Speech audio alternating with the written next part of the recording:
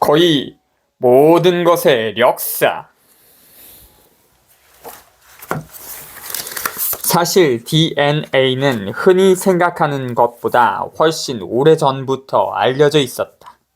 DNA는 독일 튜빙겐 대학에서 일하던 스위스의 과학자 요한 프리드리히 미셔에 의해서 1869년에 처음 발견됐다.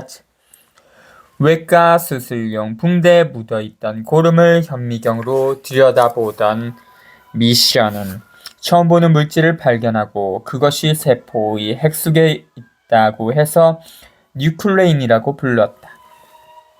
당시의 미션은 그 존재를 확인하는 것 이상의 일은 하지 않았지만 23년 후에 그의 아저씨에게 보낸 편지에서 그런 분자들이 유전과 관계가 있을 수도 있다는 이야기를 한 것으로 보아 뉴클레인이라는 물질에 대해서 깊은 인상을 가지고 있었던 것은 분명하다. 그런 생각은 놀라운 것이었지만 당시 사람들은 시대를 너무 앞선 그런 주장에 흥미를 가지지 않았다.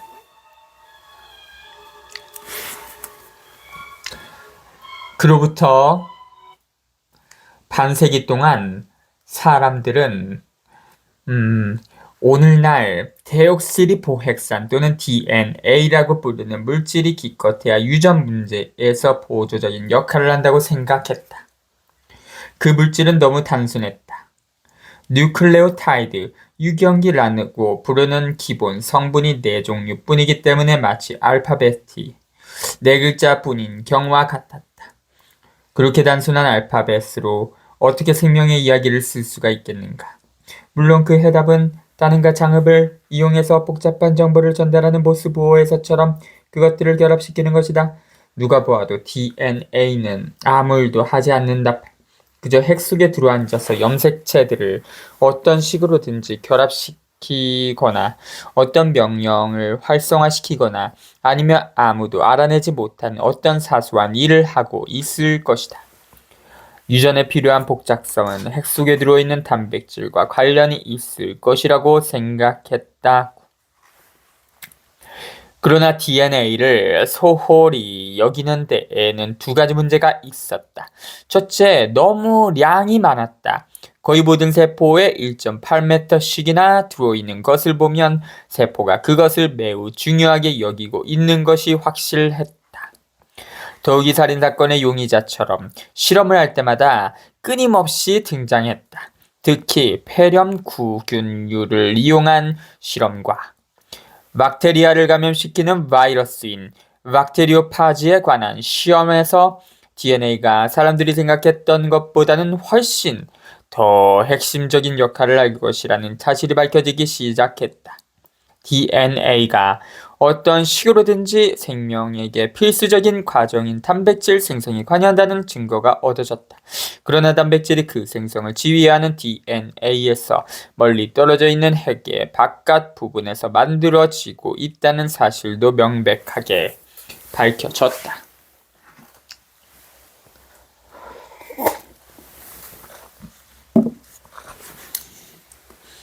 아무도 DNA가 어떻게 단백질에게 정보를 제공하는가를 이해할 수가 없었다. 우리는 지금 리보핵산, 즉 RNA가 둘 사이의 통역사 역할을 하기 때문이라고 알고 있다. DNA와 단백질이 서로 같은 언어를 사용하지 않는다는 것은 생물학에서 정말 이상한 일이다.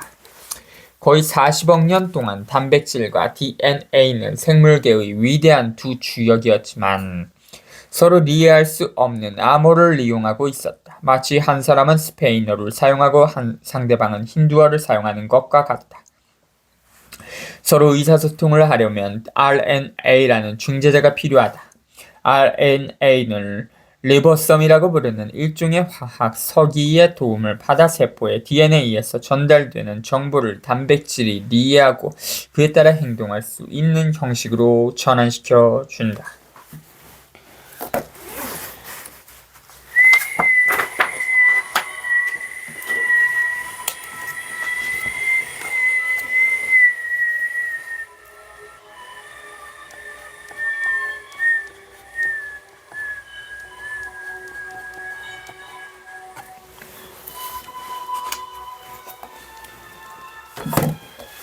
그러나 우리 이야기를 다시 이어가게 된 1990년대 초까지만 하더라도 그런 정보는 물론이고 혼란스러운 유전과 관련된 어떤 것도 이해하지 못하고 있었다.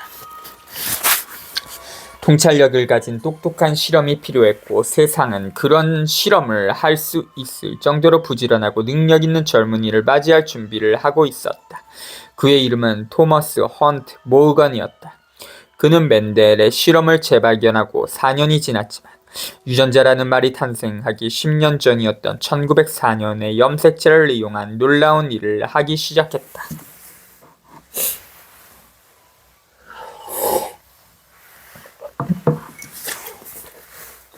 염색체는 1888년에 우연히 발견됐고 염색을 시키기 쉬웠기 때문에 그런 이름이 붙여졌다. 염색을 하고 나면 현미경으로 쉽게 볼 수가 있었다. 20세기가 시작될 즈음에는 염색체가 유전 정보의 전달에 관여하고 있다는 가능성이 확실한 것처럼 보였지만 어떤 방법으로 관여하고 있는가는 물론이고 정말 그런가에 대해서도 알고 있는 사람이 아무도 없었다.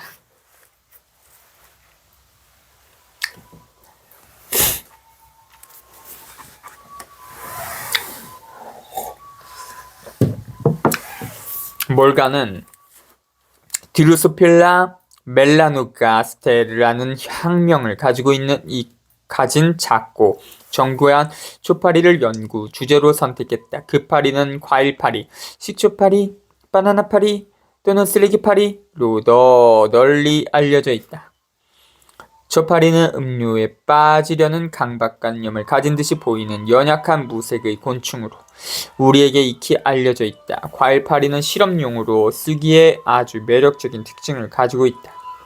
키우는데 거의 비용이 들지 않고 우유병 속에서 수백만 마리를 키울 수 있으며 알에서 깨어나서 번식이 가능한 성축이 되기까지 열흘 정도이면 되고 4개의 염색체만 가지고 있기 때문에 유전의 문제가 매우 단순하다.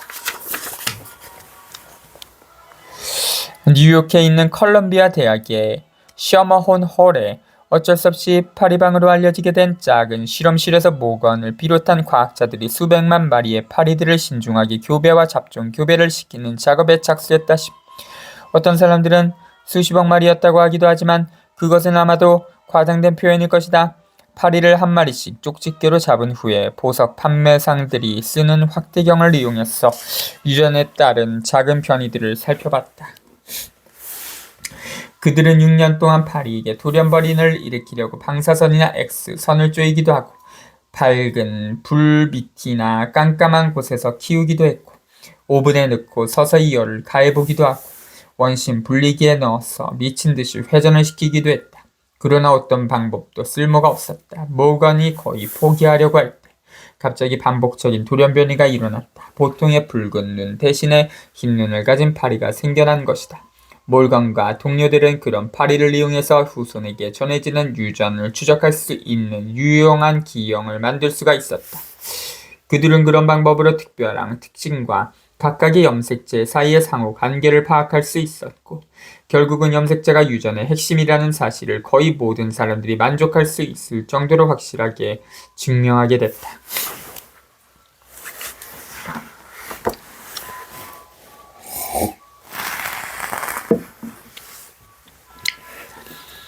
그러나 수수께끼 같은 유전자와 그것을 구성하는 DNA에 관한 생물학적인 복잡함은 여전히 문제로 남아 있었다. 유전자를 분리해서 이해하는 일은 훨씬 더 까다로웠다. 몰간이 자신의 업적으로 노벨상을 받았던 1933년까지도 많은 사람들은 유전자가 존재한다는 사실을 확신할 수가 없었다.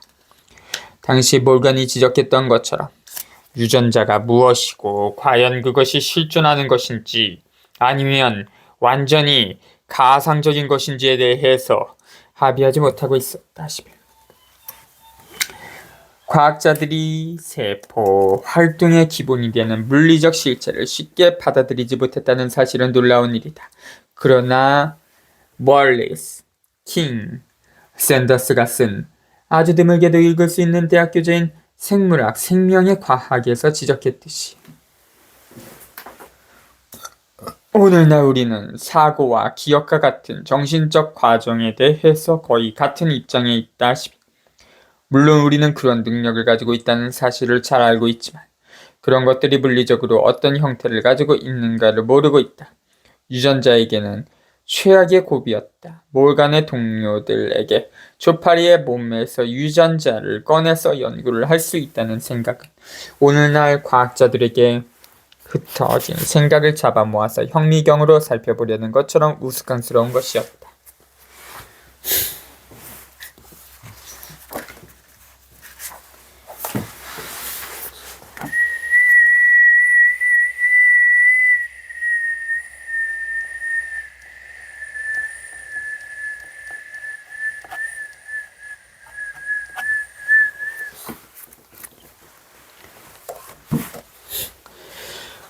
확실한 사실은 염색제와 관련된 무엇인가가 세포의 복제를 지휘하고 있다는 것이었다.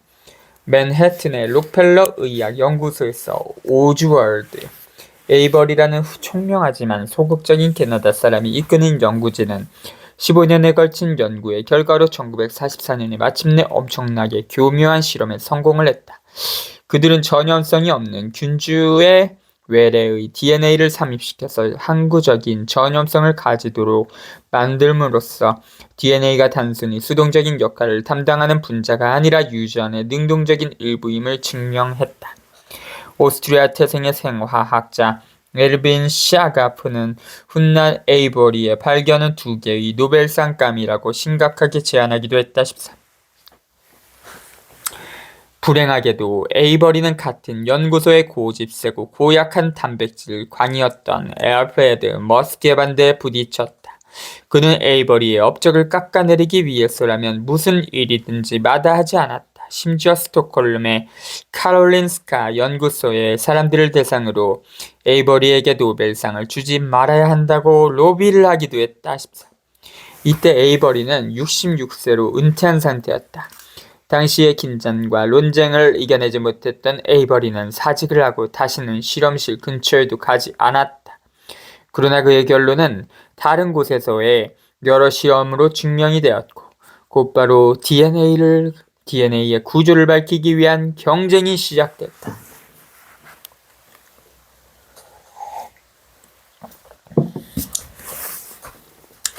만약 당신이 1950년대에 내기를 했었더라면 DNA의 구조를 밝혀낼 사람으로는 미국의 선구적인 화학자였던 칼텍의 라이너스 폴링에게 돈을 걸었을 것이다. 분자의 구조를 결정하는 데서는 필적할 상대가 없었던 폴링은 DNA의 핵심을 들여다볼 수 있는 핵심적인 기술인 X선 결정학 분야의 선구자였다. 1954년에 노벨 화학상과 1962년에 노벨 평화상을 받음으로써 지나칠 정도로 영예로운 일생을 보냈던 폴링이었지만 DNA의 경우에는 2중 나선이 아니라 3중 나선일 것으로 확신을 함으로써 바른 길에 들어서 보지도 못했다. 그 대신 승리의 영광은 영국의 과학자 4명에게 돌아갔다. 그들은 함께 일하지도 않았고 서로 이야기를 나누는 사이도 아니었으며 모두가 그 분야의 초보자들이었다.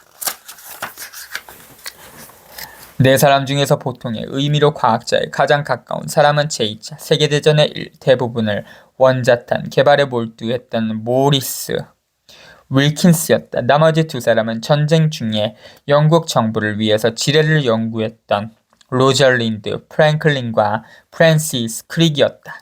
크릭은 폭발형 지뢰를 연구했고 프랭클린은 석탄채굴에 쓰는 지뢰를 개발했다.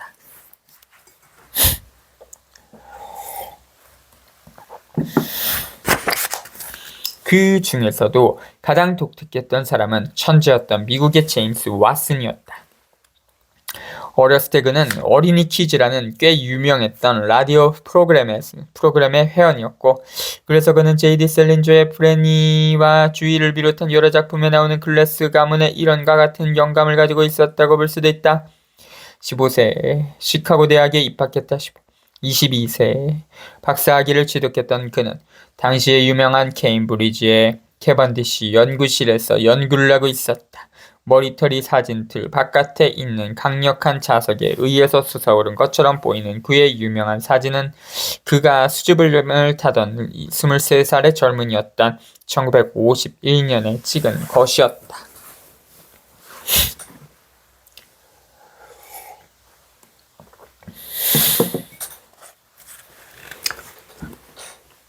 왓슨보다 12살이나 더 많았지만 박사와 학위가 없었던 크릭은 머리숱이 그렇게 많지도 않았고 조금 더 수수한 편이었다. 그러나 왓슨의 회고에 따르면 그는 뽐내기를 좋아하고 시끄럽고 논쟁을 좋아하고 생각이 다른 사람에게는 참을성이 없고 언제나 따돌림을 당하는 그런 사람이었다. 그는 생화학 교육을 제대로 받지도 않았다.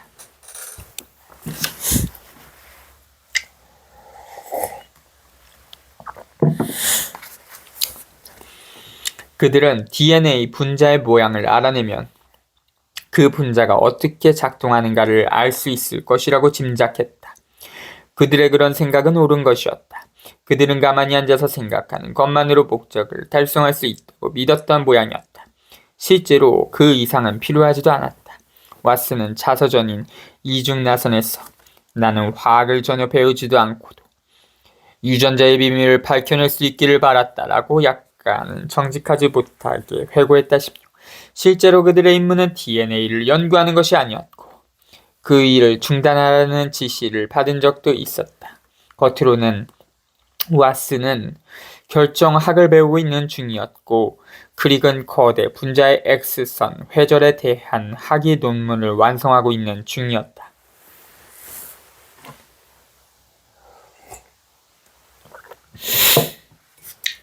일반에게는 DNA의 신비를 밝혀낸 것이 크릭과 왓슨의 업적이라고 알려져 있지만 그들의 성공은 사실 그들의 경쟁자들이 했던 핵심적인 실험의 결과였다. 역사학자 리사 자딘의 표현에 따르면 그 실험의 성공은 행운이었다. 적어도 초기에는 런던 킹스 칼리지의 학자였던 윌킨스와 프랭클린이 훨씬 앞서 있었다.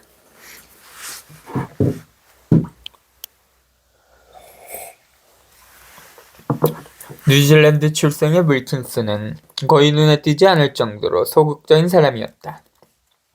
그는 크릭과 왓슨과 함께 1962년에 노벨상을 공동 수상했음에도 불구하고 DNA의 구조 발견에 대한 1998년의 PBS 다큐멘터리에서 그의 존재는 완전히 무시되어 버렸다.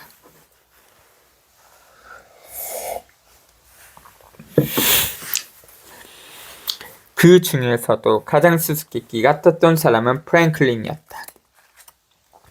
이중나선에서 왓슨이 프랭클린이 불합리하고 비밀주의적이고 전혀 협력을 할 줄 모르고 특히 괴팍스러울 정도로 여자답지 못했다고 아주 솔직하게 털어놨다시피 왓슨에게는 그녀가 여자답지 못했던 것이 특히 마음에 들지 않았던 모양이었다. 그에 따르면 그녀는 전혀 매력적이지 않았고 옷에 대해서 조금이라도 관심을 가지고 있다면 정말 놀랄 일이었다. 그녀는 실제로 그랬다. 그는 그녀가 립스틱도 사용하지 않는 것을 신기하게 여겼고 그녀의 옷차림은 푸른 양말을 신은 영국 청소년 수준이었다고 혹평을 냈다. 1968년에 크릭과 왓슨이 자신들의 이중나선에 대해서 과학사학자 리사 자딘이 불필요하게 상처를 준다고 묘사한 것에 항의하자 하버드 대학 출판부는 그 책의 출판을 취소해버렸다. 여기에 인용한 구절은 왓슨이 자신의 표현을 누그러뜨린 것이다. 그러니까 DNA가 거의 완전히 밝혀진 거는 현대에 이르러서였네요. 그러나 그녀는 라이너스 폴링이 완성했던 X선 결정학 방법을 이용해서 DNA 구조에 대한 가장 훌륭한 이미지를 가지고 있었다. 그 방법은 결정을 구성하고 있는 원자들의 위치를 알아내는 성공적인 방법이기 때문에 결정학이라고 불렀다. 그러나 DNA 분자는 너무 까다로운 대상이었다. 프랭클린만이 괜찮은 결과를 얻을 수 있었지만 그녀는 자신의 결과를 아무에게도 보여주지 않아서 윌킨스를 끊임없이 피곤하게 만들었다.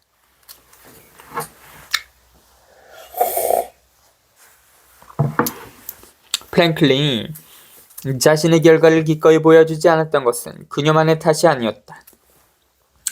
1950년대 킹스 칼리지의 여성학자들은 오늘날의 입장으로는 사실은 어떤 입장에서 보더라도 경악할 정도로 공개적인 멸시를 받고 있었다. 나이나 업적에 상관없이 대학의 교수, 휴게실에 출입할 수가 없었던 그들은 왓슨조차도 때저런 감옥 같다고 했던 방에서 식사를 해야만 했다. 더욱이 그녀는 조금도 존경할 수 없는 선임자 세 사람으로부터 끊임없이 연구 업적의 공로를 함께 나누어야 한다는 압력을 받고 있었고 심지어는 괴롭힘을 당하기도 했다. 훗날 크릭은 우리는 그녀를 얕잡아 보는 일에 익숙해져 있었던 것이 사실이라고 회고했다. 세 사람 중에서 두 사람은 서로 경쟁하던 연구소 소속이었고 나머지 한 사람도 공개적으로 그들의 편을 들었다.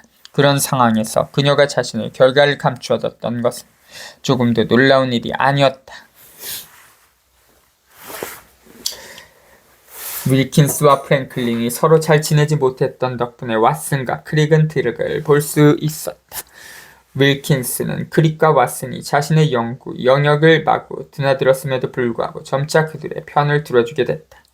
프랭클린이 정말 이상하게 행동하기 시작했기 때문에 어쩌면 당연한 결과였다.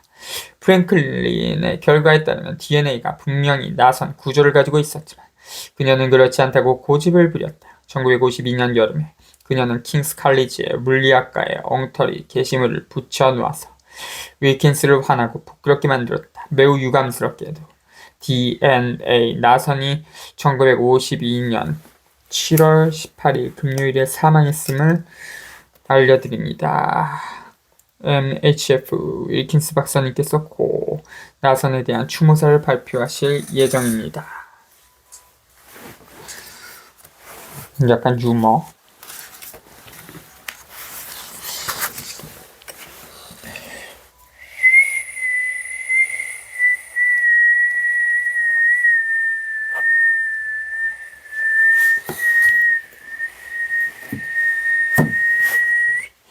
결국 그런 모든 일 때문에 윌킨스는 1953년 1월에 왓슨에게 그녀에게 알리거나 동의를 받지도 않고 프랭클린의 이미지를 보여주게 됐다.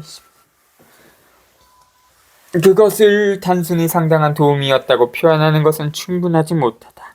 몇 년 후에 왓슨은 그 정보가 핵심적인 것이었고 우리를 감동시켰다 고 인정했다. DNA 분자의 기본 모양과 그 크기에 대한 몇 가지 중요한 정보를 확보한 왓슨과 크릭은 더욱 열심히 노력했다. 모든 것은 그들의 뜻대로 이루어지고 있었다. 한편 폴링은 영국에서 개최되었던 학술 회의에 참석할 예정이었다. 만약 그랬더라면 그곳에서 폴링은 윌킨스를 만날 수 있었을 것이고 자신이 잘못 가고 있다는 사실을 깨닫기에 충분한 정보를 얻을 수도 있었을 것이다.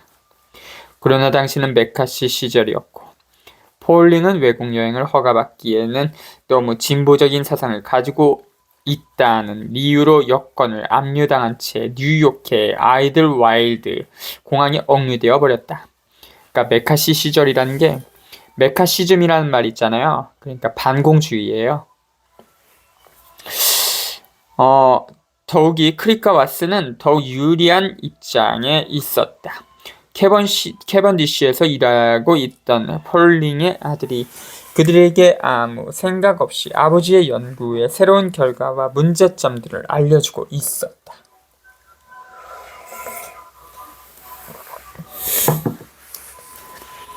언제든지 다른 사람들에게 우선권을 빼앗길 가능성이 있다고 믿었던 왓슨과 크릭은 더욱 열심히 애를 썼다. DNA가 아데닌 A, 구아닌 G, 사이토신 C, 티민 T의 네 가지 유기 염기를 가지고 있고 그들이 특별한 방법으로 짝을 짓는다는 사실은 이미 알려져 있었다.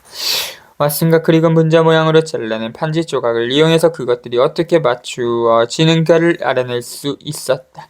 그들은 금속판들을 볼트로 연결해서 나선 모양으로 만든 현대 과학에서 가장 유명한 메카노식의 모형 1901년 영국 리버풀의 프랑크 혼비가 특허를 얻은 조립식 장난감으로 구멍이 뚫린 여러 모양의 금속판을 볼트와 너트로 연결하여 다양한 모형을 만들 수 있다. 저도 초등학교 때쯤 그런 걸 접한 적이 있었던 것 같아요. 메카노식의 모형을 제작해서 윌킨스와 프랭클린을 비롯한 세상의 모든 사람들에게 보여줬다. 어느 정도의 지식을 가진 사람이라면 그들이 문제를 해결했다는 사실을 곧바로 알아차릴 수가 있었다. 그들이 프랭클린의 사진에서 정말 도움을 받았거나 믿거 말거나에 상관없이 그들의 업적은 훌륭한 탐정 업무의 결과였음은 틀림이 없었다.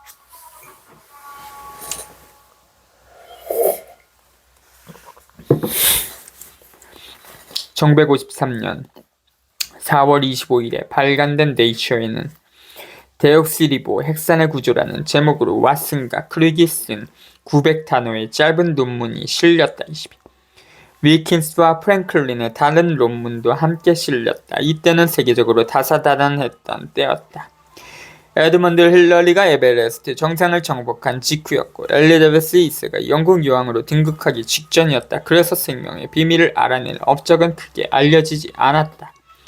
뉴스 크로니클에 작은 기사로 실렸고 다른 곳에서는 무시되어 버렸다. 24. 로잘린드 프랭클린은 노벨상을 받지 못했다. 그녀는 노벨상이 주어지기 4년 전이었던 1958년에 37살의 젊은 나이에 난소암으로 사망했다. 노벨상은 사망한 사람에게는 주어지지 않는다. 그녀가 암에 걸린 것은 분명히 연구 도중에 과도하게 노출됐던 X선 때문이었을 것이다. 2002년에 발간되어서 좋은 반응을 얻었던 브렌다 매덕스의 프랭클린 전기에 따르면 그녀는 납으로 만든 보호복을 입지도 않았고 X선이 쪼이는 곳으로 아무 생각 없이 걸어다니기도 했다. 24. 오즈월드 에이버리도 역시 노벨상을 받지 못했고 자신의 발견이 인정을 받는 것을 보기는 했지만 후세에는 거의 잊혀져 버렸다. 그는 1955년에 사망했다.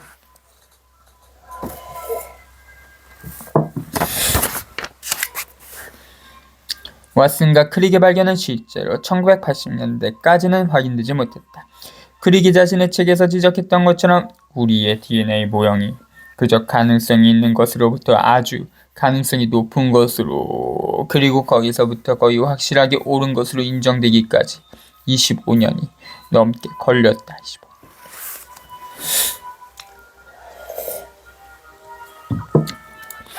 그럼에도 불구하고 유전학은 DNA의 구조를 이해한 후부터 빠르게 발전했고 1968년에는 사이언스에 바로 그것이 분자 생물학이었다 라는 제목의 글이 실리게 되었다. 거의 불가능한 것으로 보였지만 실제로 유전학 연구는 거의 완성에 다다랐다는 이야기였다.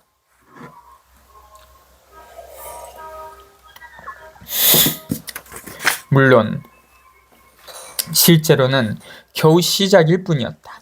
지금까지도 DNA에 대해서는 겨우 이해하고 있는 부분이 많다. DNA의 많은 부분이 왜 아무 역할도 하지 않는 것처럼 보이는가 하는 것도 그 중에 하나이다. 당신의 DNA 중에서 97%는 생화학자들이 좋아하는 표현으로는 잡동사니, 쩡크 또는 비유전자 DNA에 해당하는 아무 의미 없는 사슬일 뿐이다. 그런 사슬 중간에 이곳 저곳의 결정적인 기능을 조절하고 체계화하는 부분이 들어있다. 그것이 바로 신비스럽고 오래전부터 알아내고 싶어 했던 유전자들이다.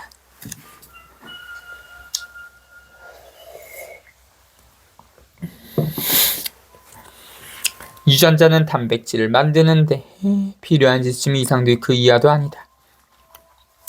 유전자는 그런 일을 멍청할 정도로 충실하게 수행한다. 그런 뜻에서 유전자는 피아노의 건반과 비슷하다. 지나칠 정도로 단조롭게 단 하나의 음정만을 소리내고 다른 소리는 전혀 낼 수가 없다. 그러나 여러 개의 피아노 건반을 함께 두드려서 연주하듯이 유전자들을 합쳐놓으면 무한히 다양한 화음과 멜로디를 창조할 수가 있다. 모든 유전자들을 합쳐놓으면 인간 유전체라고 알려진 위대한 교향곡이 되는 셈이다.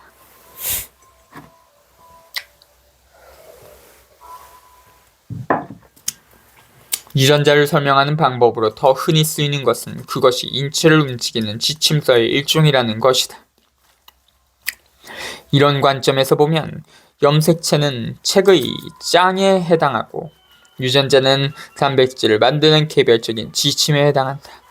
그런 지침에 사용하는 단어가 바로 코돈, 유전암호이고 글자는 염기라고 알려져 있다. 유전 알파벳의 글자에 해당하는 염기는 앞에서 설명한 아데닌, 구아닌, 사이토신, 티민, 아까 그 약자로 AGST 그렇게 말했었죠. 괄호 안에 비롯한 네 종류의 누클레오타이드들이다. 그들이 하는 일과는 달리 이 염기들은 특별히 이국적인 것으로 만들어진 것이 아니다. 예를 들어서 구아닌은 구아누라는 것에 많이 들어 있어서 그런 이름이 붙여졌다. 28. 페루, 바칼리포르니아, 아프리카의 한 등지에서 새, 박쥐, 물개 등의 잔해와 배설물이 쌓여서 만들어진 질산염의 퇴적층으로 비료로 많이 사용된다. 18.